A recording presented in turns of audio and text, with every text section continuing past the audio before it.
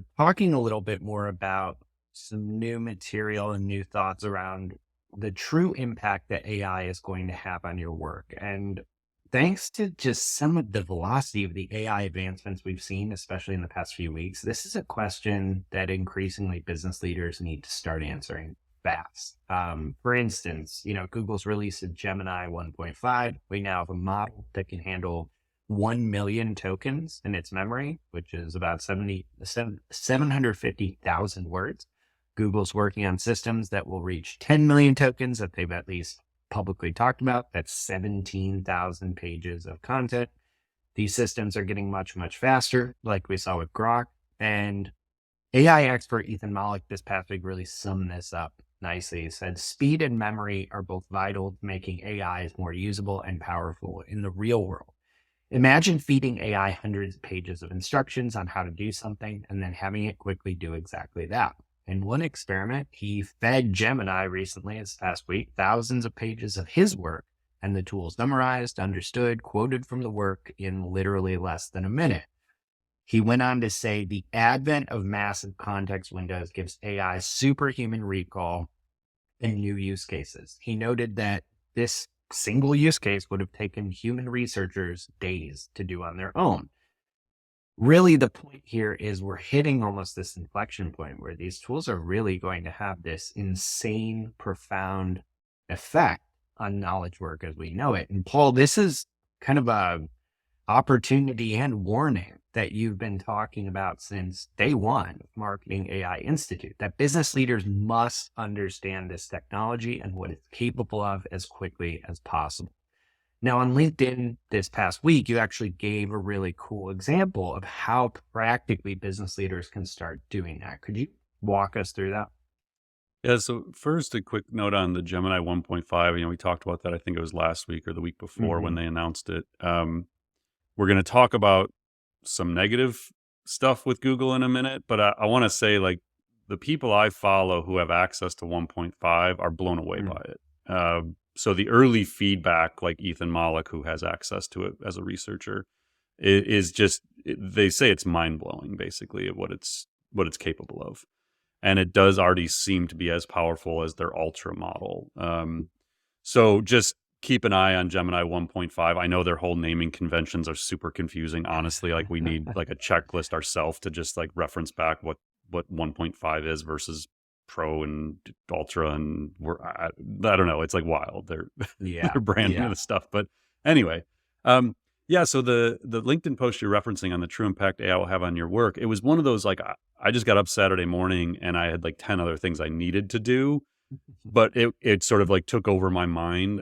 It was kind of on the heels of the HubSpot platform example, the AI impact assessment, where I was going through and saying, look at the features. Like, and what I realize is you and I, Mike, spend a ton of time, especially in our talks and the workshops we run, trying to make AI as approachable and actionable as possible. And so we constantly try and develop frameworks that make it really simple for people to understand the impact on themselves.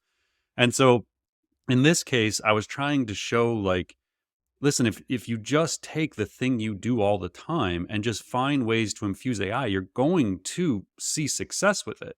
And so I happened to be like, I was trying to think, like, what can I show as an example? And then I realized, like, okay, I'm knee deep in planning our Marketing AI conference agenda for September. And once we get through Writer Summit next week, I got to finalize getting all these speakers recruited and getting the agenda locked in. And so rather than going into Asana, which is where we keep all of our tasks, and me actually like building the official task list, I was like, let me just do this really fast as a demonstration. And so I went into ChatGPT and said, you are an event planner responsible for creating the event agenda, researching speakers and selecting speakers, build a task list of all the activities involved. And then it gave me a list pretty quickly, not as fast as if I'd used an LPU, but it came out fast. And it gave me phase, task, and details. And so I said, can you give me this in a CSV format for download? So it did. And I downloaded the CSV. And so then I took that CSV and I added a couple of columns, like estimated time to do the tasks, all human, estimated time if I used AI, estimated time saved with AI, and then like sample AI tools I would use and kind of how I would use them. So again, you can go to LinkedIn and you can download this thing yourself and see this. I think it's really helpful because I actually went to the notes column. I was like, hey, listen, I would use ChatGPT to do this. I would use Perplexity for this. And so in total, there was 16 tasks related to this speaker, identification, recruitment, and processing. About 100 or 220 hours of work manually. If I did this all the traditional way, it would take me about 220 hours of work. So I went through and found out of the 16 tasks, 9 of them where I could infuse AI in some way at some level. Those 9 tasks would save me 42 hours or about 19% of the time. So this isn't an advanced use case where there's tons of it. There's a whole bunch of tasks here where you just got to do it. Like there was an example, like writing personal thank yous at the end. I said, this isn't an AI thing. This has to be personal and it has to be human based. Like this has to Yeah. be you. So there was a bunch of stuff in here that really you can't shortcut with AI. And even in that environment, it was still saving almost 20% of the time. And so my point with this post, which was a pretty quick post, like I didn't go into a bunch of details, just kind of like real quick thoughts. And then like, here's a sample worksheet you can use.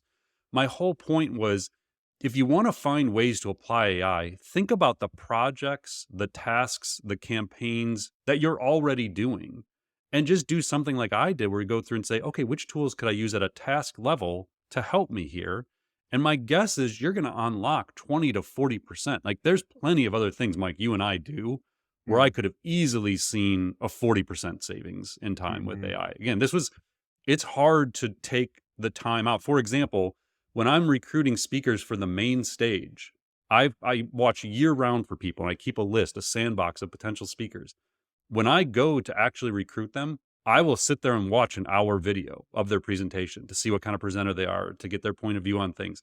You can't shortchange that. I can't ask AI to go watch it for me and tell me if I should, bring this person in.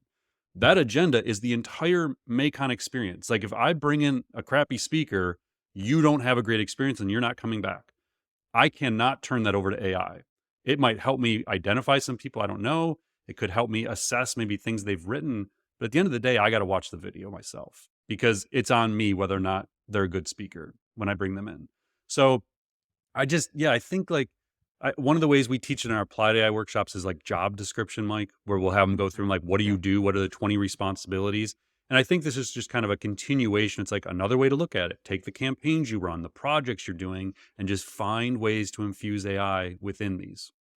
And sort of complementary to this, I liked a lot when Ethan Mollick was talking about this subject. He had these 4 questions that he recommended that companies ask themselves in the face of all this rapidly advancing AI. But also, I think these are really good questions to ask as an individual in your career as well. And very quickly, they are: what useful thing do you do that is no longer valuable?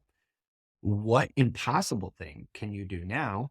What can you move to a wider market or democratize? What can you move up market or personalize? So I think you do, in addition to reviewing the really in the weeds practical tasks, campaigns, responsibilities you have every day, it also requires a mindset shift that simply some of the stuff you do, you simply do not need to do the way you've always done it.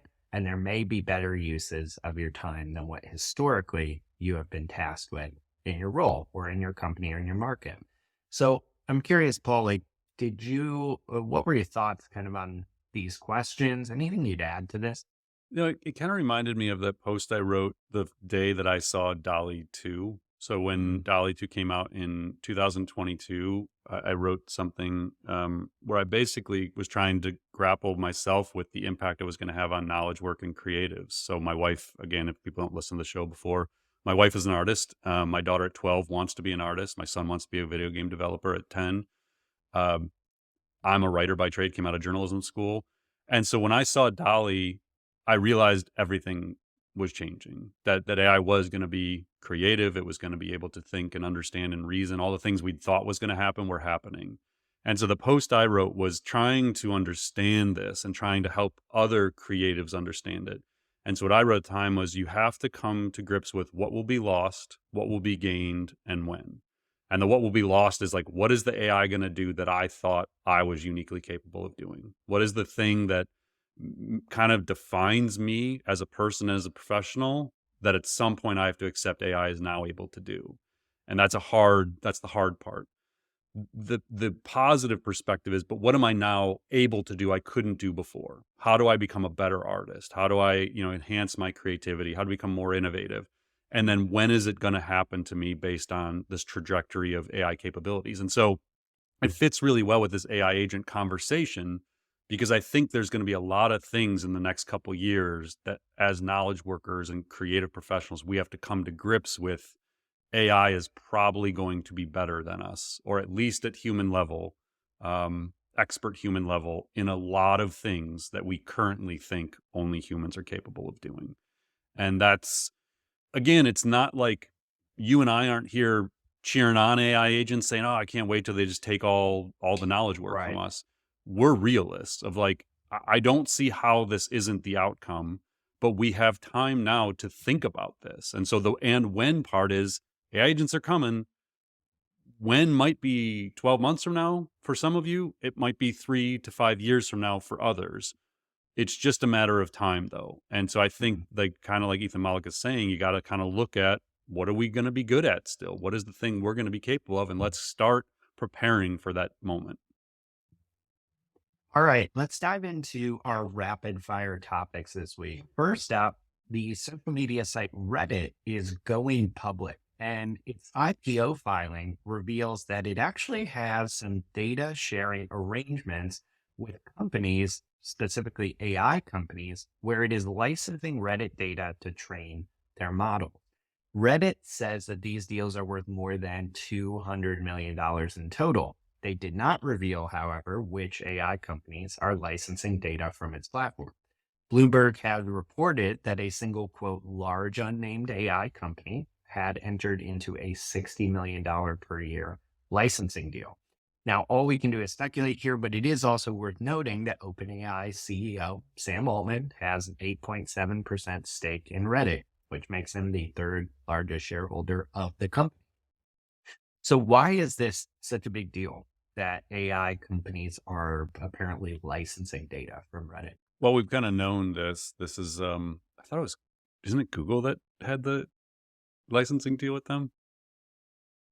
Yeah, I'm not sure if Bloomberg revealed it or Okay. I think they had said it was like an unnamed Okay. I thought I saw arrangement. another Maybe source they that may said have it was Google, speculated. which I thought was odd given Okay. Sam's stake in in Right, Reddit. right. But we'll check that and put it in the show notes if we have it. But it is one of them. I thought I saw that it was actually Google. Um, Regardless, it was interesting to see Sam's massive stake in this that is going to be worth a lot of money. Um, We've talked about this before. The future of these models is going to be licensed and synthetic data. Like Mhm. there's these ongoing debates whether or not they were legally allowed to take all the copyrighted material they had. So we've known that all these proprietary data sets are going to be worth a lot of money to properly train these models. And so GPT-5 and beyond, but Gemini, Ultra 2 and beyond, like they're all going to use synthetic data so that the AI generates, and they're going to use licensed data. It's going to be probably the primary training sets. It's why Elon Musk turned off access to Twitter's feed so that Mhm. only XAI, his AI company, and Groq with a K, has access to Twitter because they think that that's what will make Groq unique and different than everybody else. Is it's the most real-time data that represents everything happening in the world. And so when you combine that with Tesla and its worldview, you now have like this amazing potential model. So it's not surprising at all that Google or whoever has this major licensing deal with them. They're all going to probably do it. That's how they're going to make money in the future. And so I think, this impacts media companies. It impacts online sites that have this proprietary data. It impacts your company if you have a bunch of proprietary data. Mhm. Licensing of data is going to be huge moving forward.